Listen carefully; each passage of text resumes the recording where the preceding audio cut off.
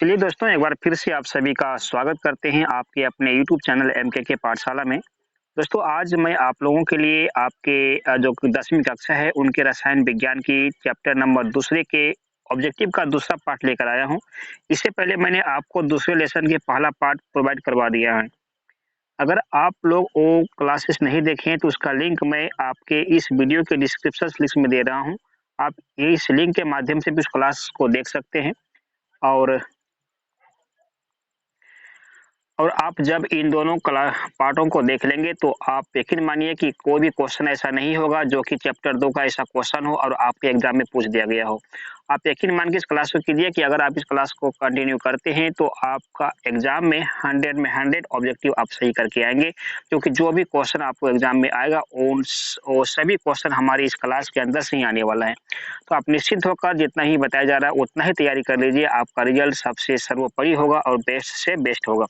तो चलिए फिर और समय को ना लेते हुए इस क्लास को स्टार्ट किया जाए। तो आज का जो हमारा पहला क्वेश्चन है, वह इस प्रकार से है। ये क्वेश्चन है कि बताना है कि 1 बिलियन में sorry 1 billion 1 billion pH paper को लाल बना देता है, तो बिलियन का पीएच मान इनमें से कौन हो सकता है?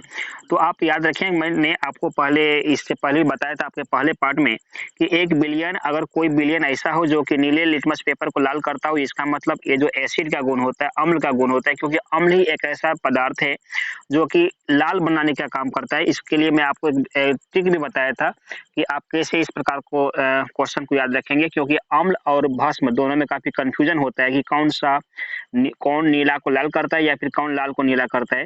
तो आप याद रखेंगे कि अम्ल जो होता है वो ज़्यादा खतरनाक होता है, खतरनाक होने के कारण जो है खतरा का जो प्रतीक होता है वो लाल होता है। इस वजह से अम्ल हमेशा लाल रंग ही बनाएगा।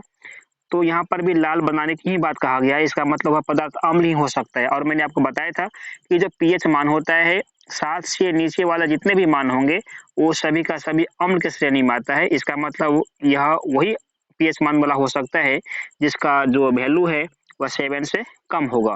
तो यहाँ पर इस प्रकार से हम देखते थे, इसका ऑप्शन नंबर कौन सा? ऑप्शन नंबर ए राइट हो रहा है, 1 से 2, यानी इसका ऑप्शन नंबर आपका ए सही हो जाएगा। ठीक है, अगला क्वेश्चन नंबर 2 को देखा जाए। इसमें बोला कि ताजे दूध का पीएच 6 होता है, दही बन जाने पर इसके पीएच में क्या परिवर्तन होगा? सीधा-सी बात है कि जब दूध का निर्माण दही के रूप में होता है, जब दूध दही में कन्वर्ट होता है, तो दही का जो खट्टापन है दूध की तुलना में ज़्यादा होता है। जब खट्टापन ज़्यादा होगा, इसका मतलब उसमें अम्लता का मान ज़्यादा बढ़ गया, और अम्लता का मान बढ़ने का मतलब होता है उसका पीएच मान में और कमी ज़्यादा हो गया। इसका मतलब पीएच में क्या प्रभाव पड़ा? इनका जो पीएच मान है वह घट जाएगा, यानी कि इसका ऑप्शन नंबर ए राइट होगा। क्वेश्चन नंबर 73, बोला इनमें से कौन संश्लेषित सूचक है?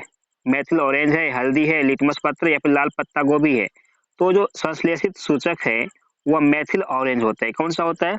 मेथिल ऑरेंज होता है। तो यहाँ आप संश्लेषित सूचक के रूप में मेथिल ऑरेंज को का नाम याद रखेंगे, यानी ऑप्शन नंबर ए आपका यहाँ पर सही राइट होगा आंसर। ठीक है, अगला क्वेश्चन नंबर 74, इसमें है कि लिटमस विलियन बैंगनी रंग का रंजक होता है जो निकाला जाता है क्या?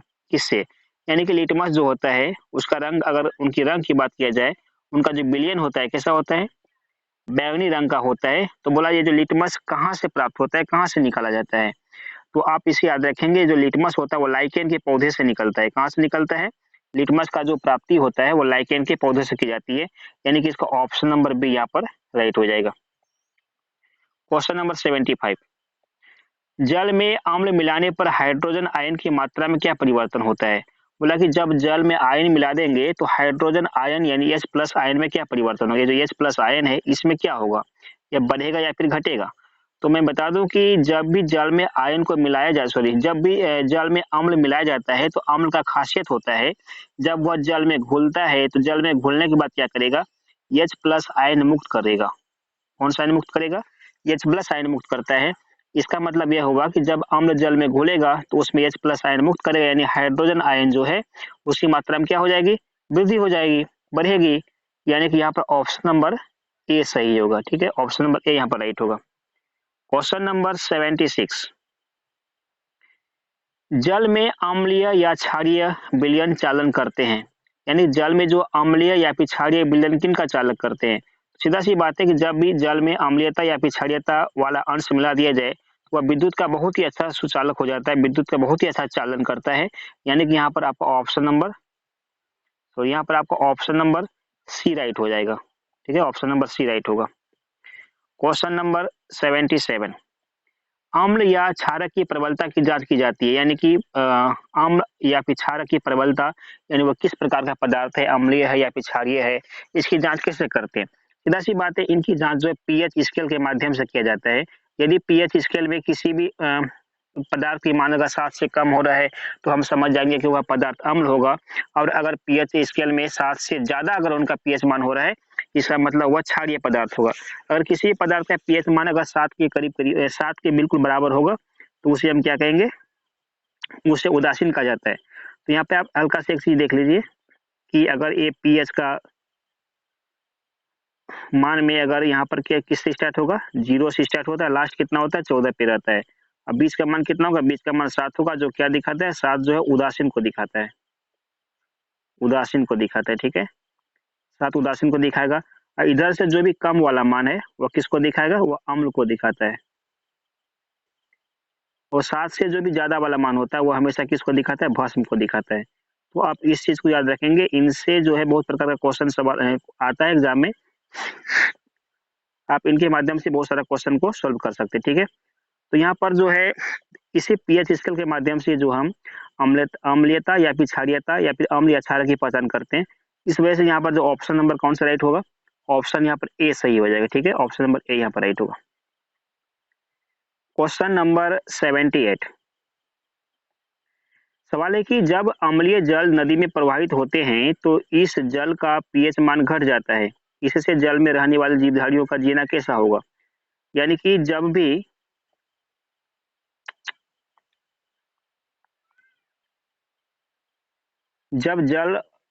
जब अम्लीय जल नदी में प्रवाहित होती है तो इस जल का पीएच मान क्या घट जाता है, जिससे जल में रहने वाली जीवधारियों का जीना कैसा होगा, आसान होगा, कठिन होगा, कि जल में कोई परिवर्तन नहीं होगा। सीधा सी बात है कि अम्लीय वाले जल में कोई भी जीव रहना पसंद नहीं करता है, क्योंकि उनके लिए वो जीवन काफी दुर्गम और कठिन कष्टदायक होता है।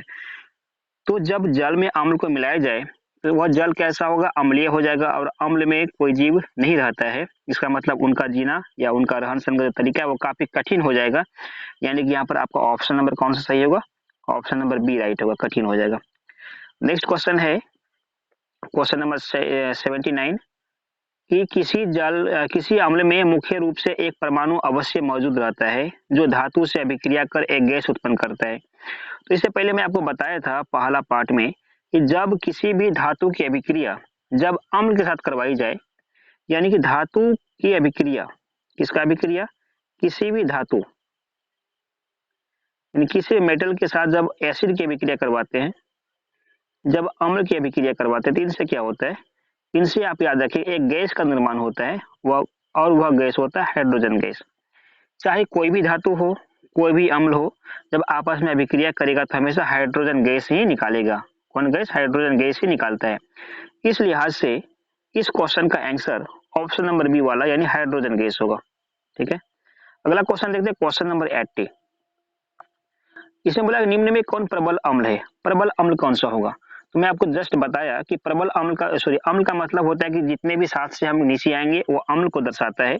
इसका मतलब पीएच मान जो है 7 से जितना ज्यादा कम होगा उतना ही ज्यादा वो शक्तिशाली अम्ल होगा। तो यहाँ पर पीएच मान जब देखते हैं तो यहाँ पर ए नंबर ऑप्शन में 0 लिखा हुआ है, जो कि 7 से बहुत ही ज्यादा छोटा है। इस वजह से यहाँ पे कह सकते हैं कि इस क्वेश्चन का जो आंसर होगा ऑप्शन नंबर ए होगा, pH equal to 0। Question number 81, दही में किस प्रकार का अम्ल पाया जाता है, साइट्रिक अम्ल, एक्जेलिक अम्ल, लैक्टिक अम्ल या फिर मेथनोइक अम्ल। तो दही जो है एक खट्टा पदार्थ होता है, कैसा पदार्थ होता है, खट्टा पदार्थ होता है, और इसलिए वो अम्लीय होगा। लेकिन अम्लीय होगा तो इसमें कौन सा अम्ल पाया जाएगा, तो आप इसे याद रखेंगे कि दही में जो है लैक्टिक अम्ल, दही हो गया, दूध हो गया, इन सभी चीजों में लैक्टिक अम्ल पाया जाता है। यानी ऑप्शन नंबर यहाँ पर सी आपका राइट होगा। क्वेश्चन नंबर 82, एक छात्र जांच प्रश्नावली में लिए गए सोडियम बाइकार्बोनेट के तनु विलयन में सार्वभौम सूचक की कुछ बूंद मिलाता है तो निम्नलिखित में कौन सा रंग दिखेगा। यानी परख नली में अगर सोडियम बाइकार्बोनेट का कुछ विलयन है, उसमें अगर सार्वभौम सूचक की कुछ बूंद मिला देंगे तो उस जो विलयन का रंग है कैसा होगा, पीला रंग हो जाता है। आप इस रंग को याद रखेंगे। उस विलयन का रंग क्या होगा, यानी सार्वभौम को जब उसमें मिलाया जाता है सार्वभौम सूचक को, तो उस विलयन का रंग हमेशा पीला रंग हो जाएगा। यानी ऑप्शन नंबर आपका यहाँ पर डी राइट होगा।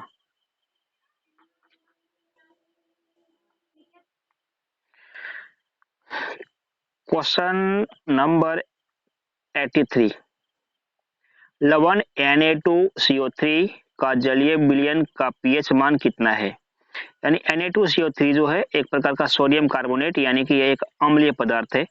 अम्लीय पदार्थ का मतलब होता है इनका जो मान किससे होगा, सॉरी, Na2CO3 एक ऐसा पदार्थ है, एक प्रकार का क्षारीय पदार्थ होता है, क्योंकि इसमें H का कोई नामो निशान नहीं है, और जिस भी यौगिक में H का नामो निशान अगर नहीं रहेगा तो आप वो समझ लीजिए वो तो अम्ल तो हो ही नहीं सकता। ठीक है, अम्ल नहीं हो सकता, तो अम्ल जब होगा ही नहीं तो इसका मतलब क्षारीयता वाला बात हो गई इसमें, और क्षार का जो पीएच मान होता है हमेशा 7 से ज्यादा होता है। इस वजह से इनका आंसर कौन सा होगा, इनका आंसर आपको ऑप्शन नंबर बी वाला हो जाएगा, 7 से अधिक, क्योंकि क्षारीयता इसलिए। उसके बाद क्वेश्चन नंबर 84 पे आते हैं। इसमें क्वेश्चन है कि 84 नंबर क्वेश्चन आपका है कि शुद्ध जल का पीएच मान कितना होता है। ये बहुत ही वीवीआई क्वेश्चन है, एग्जाम में कई बार क्वेश्चन पूछा भी गया है और मैक्सिमम पूछा ही जाता था, आप इसे याद रखेंगे। मैंने आपको बताया था कि अगर किसी भी पदार्थ अगर उदासीन होता है तो उसका पीएच मान हमेशा 7 होगा। और पानी जब आप लोग पीते हैं, मुझे बताया कि पानी का स्वाद कैसा होता है, क्या वो खट्टा होता है, क्या वो क्षारीयता ऐसा कड़वा होता है, या फिर इनका स्वाद कैसा होता है। तो पानी ना तो खट्टापन होता है ना तो क्षारीयता होता है, यानी कि पानी एक उदासीन पदार्थ है। इस वजह से इनका जो पीएच मान होगा आपको ऑप्शन नंबर बी 7 हो जाएगा।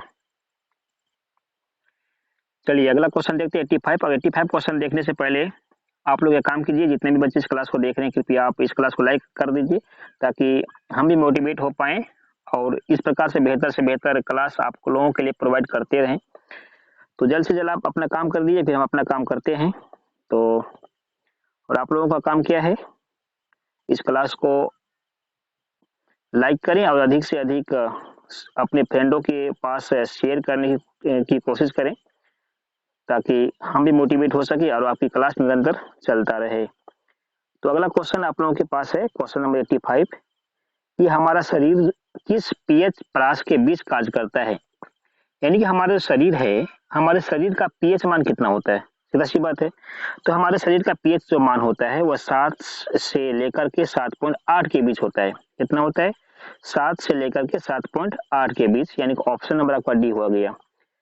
ठीक, ऑप्शन नंबर डी, 85 का ऑप्शन नंबर डी। ठीक है, अगला क्वेश्चन आप लोगों के बीच है क्वेश्चन नंबर 86, विलयन में H आयन के निर्माण से पदार्थ की प्रकृति कैसी होती है।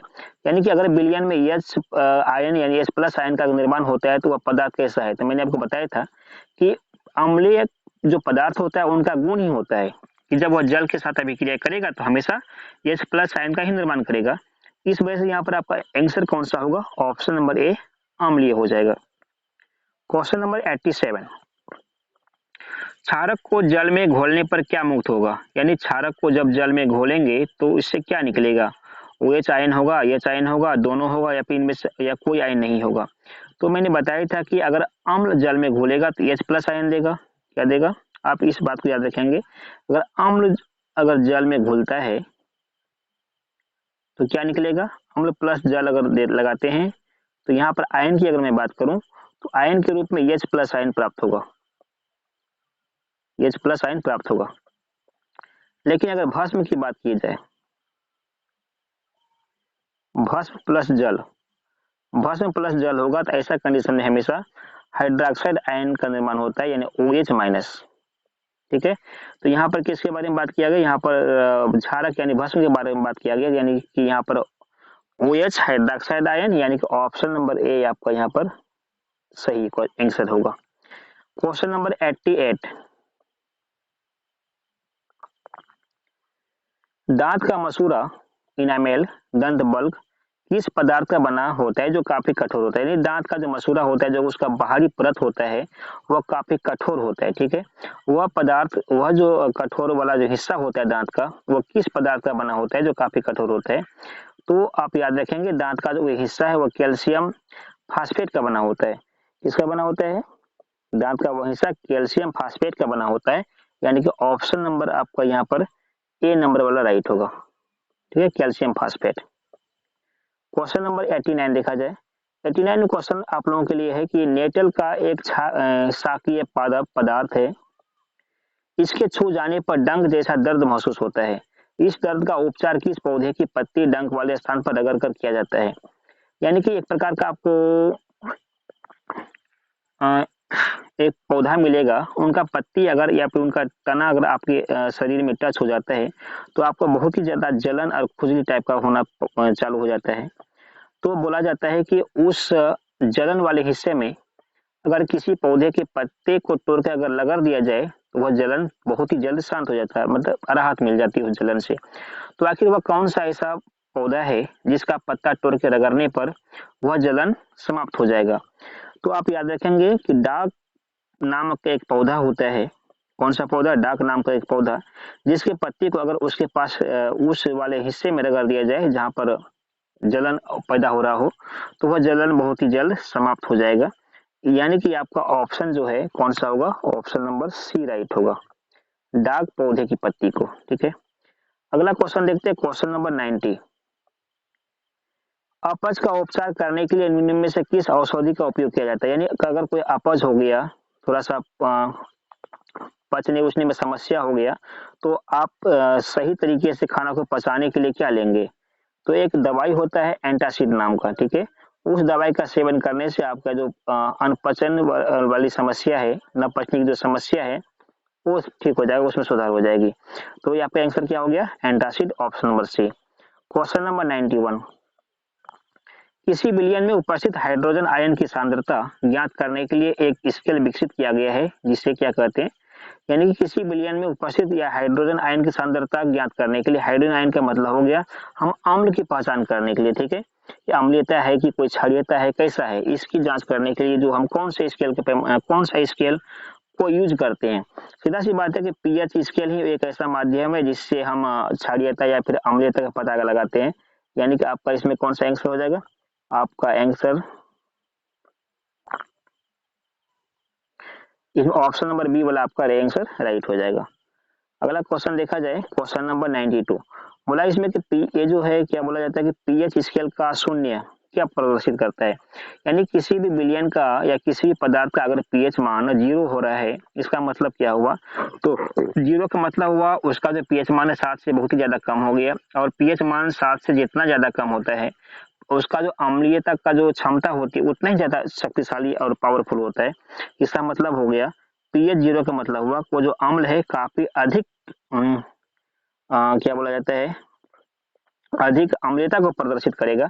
यानी कि आपका ऑप्शन नंबर यहाँ पर बी राइट होगा, ठीक है। अगला क्वेश्चन देखा जाए, क्वेश्चन नंबर 93।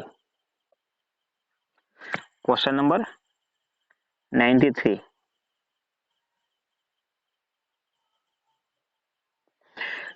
क्वेश्चन है कि किसी विलयन में हाइड्रोजन की आयन के विभिन्न सांद्रता विभिन्न रंगों में प्रदर्शित करने के लिए एक सूचक की आवश्यकता होती है, उसे क्या कहते हैं। यानी किसी विलयन में हाइड्रोजन आयन के विभिन्न सांद्रता विभिन्न रंगों में प्रदर्शित करने के लिए एक सूचक की आवश्यकता होती है, उसे क्या कहते हैं।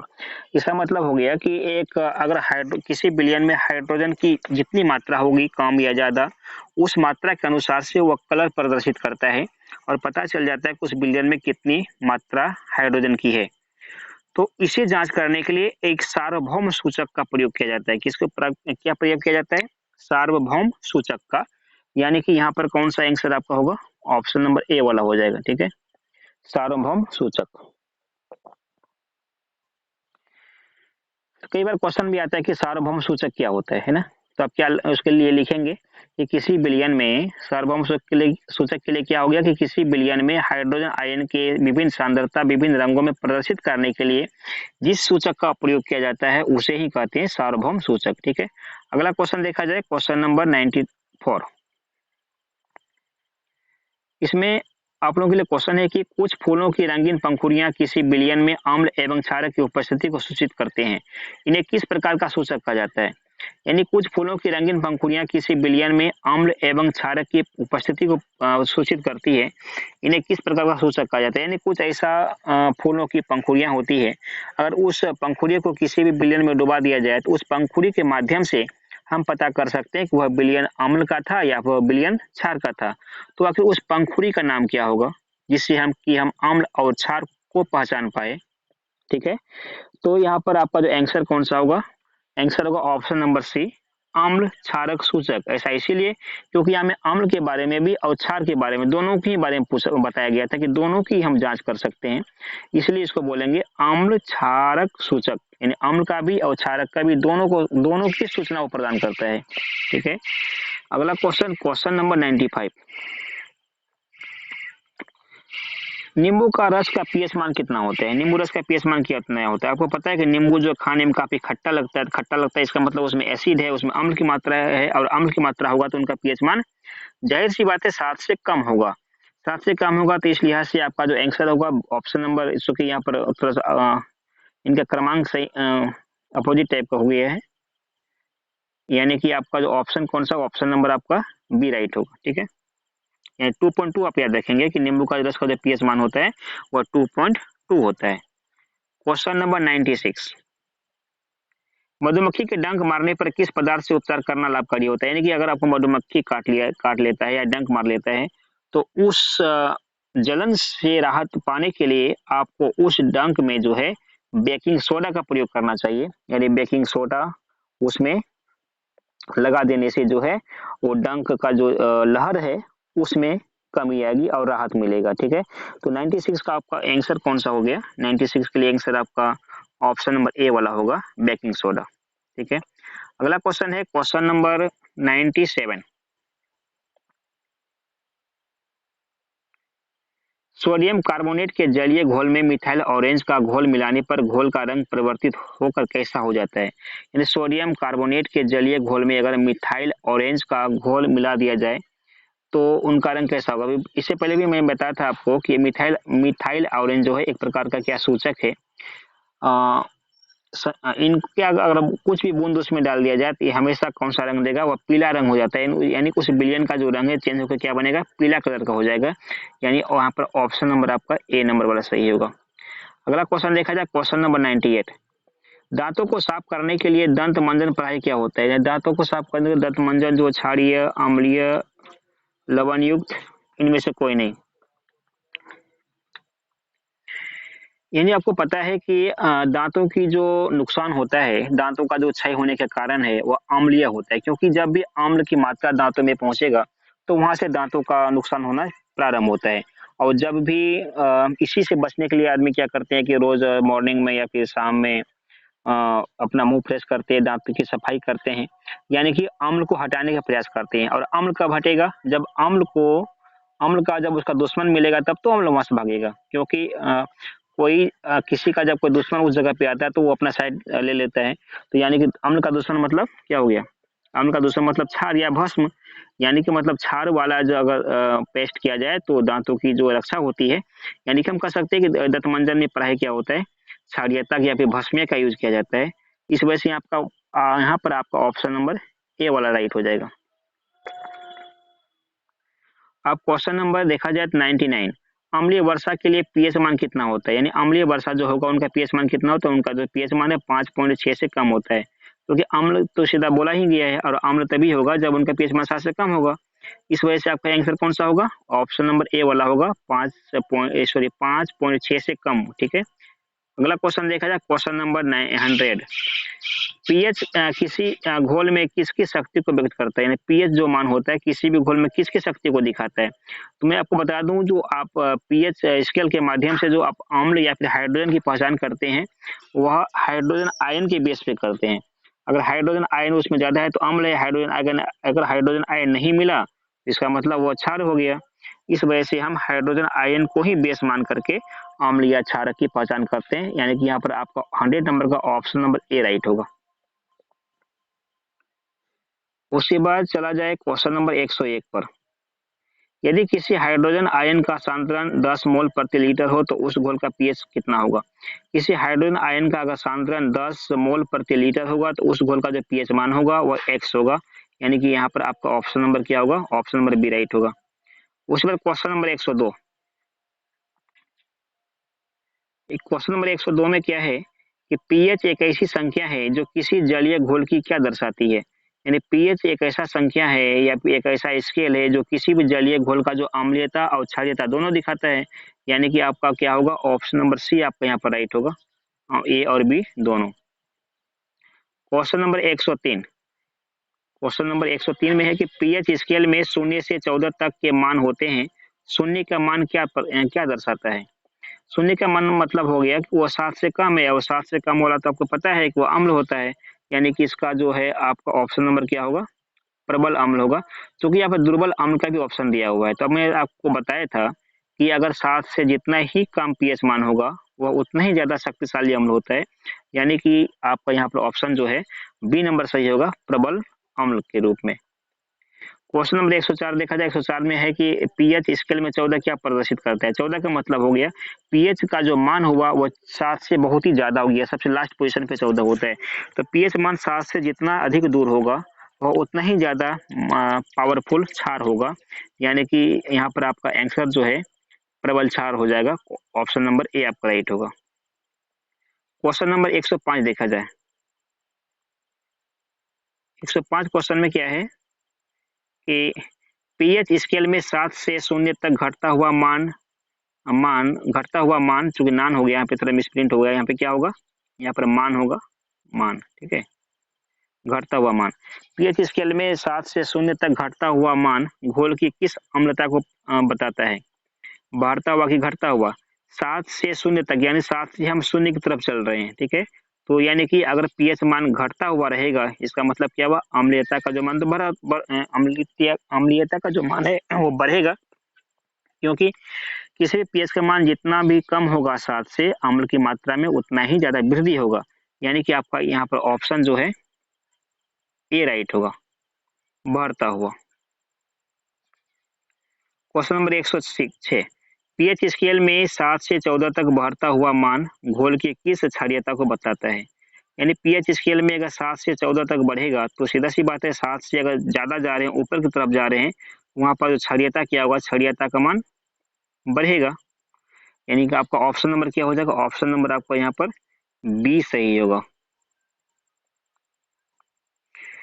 अब क्वेश्चन नंबर 107 देखा जाए कि एक बिलियन जिसका पीएच 0 से 7 के बीच है, यानी एक ऐसा बिलियन जिसका पीएच 0 से 7 के बीच होगा, वो कैसा हो सकता है? 7 का 20 का मतलब क्या? 7 भी नहीं होगा, 7 से कम यानी 6.9 तक हो सकता है। और 7 से एक भी पॉइंट अगर कोई कम हो रहा है, 0.1 भी कम हो रहा है, इसका मतलब वो अम्लीयता के शरीर में चला जाएगा। तो 7 से कम और 0 के बीच तो क्या हो सकता है? वह अम्लीय हो सकता है। यानी ऑप्शन नंबर आपका क्या होगा? सी होगा, क्योंकि 7 से कम वाला तो अम्ल ही कहलाता है।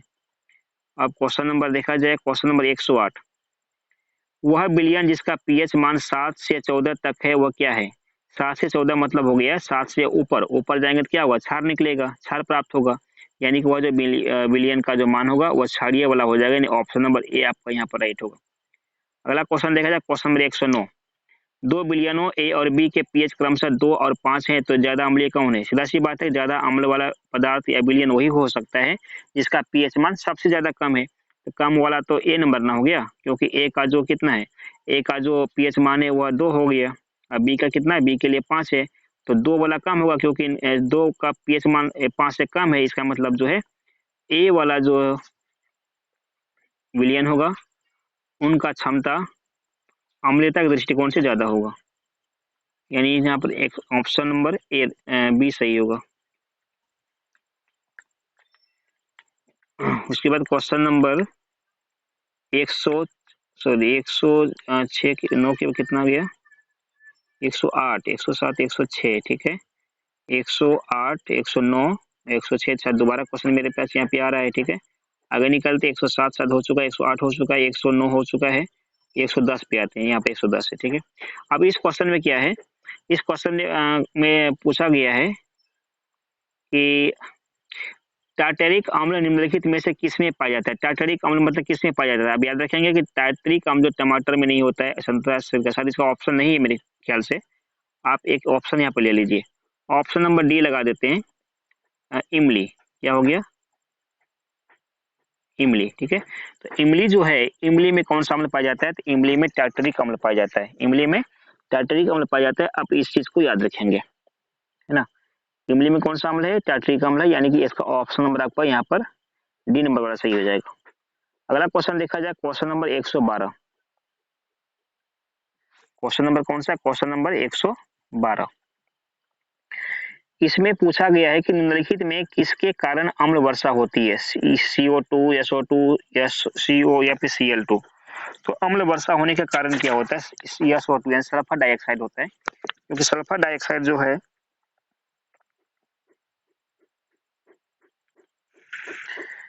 हवा में घुलकर क्या करता है? सल्फ्यूरिक अम्ल का निर्माण करता है, ठीक है। अब जब यही सल्फ्यूरिक अम्ल जो है पानी में मिलता है, वर्षा के पानी में, तो उसे हम अम्लीय वर्षा कहते हैं। यानी कि यहाँ पर आपका जो है क्या बन गया? सही आंसर वाला ऑप्शन जो है आपका ऑप्शन नंबर क्या होगा? ऑप्शन नंबर बी होगा। अगला क्वेश्चन देखा जाए, क्वेश्चन नंबर 113। एक घोल नीले लिटमस पत्थर को लाल कर देता है, घोल का पीएच मान क्या होगा? अगर कोई घोल नीला को लाल किया, इसका मतलब अम्ल हो गया। अम्ल का मतलब उनका पीएच मान 7 से कम होगा, इस वजह से इनका आंसर ऑप्शन नंबर ए हो जाएगा। क्वेश्चन नंबर अगला देखा जाए, 114।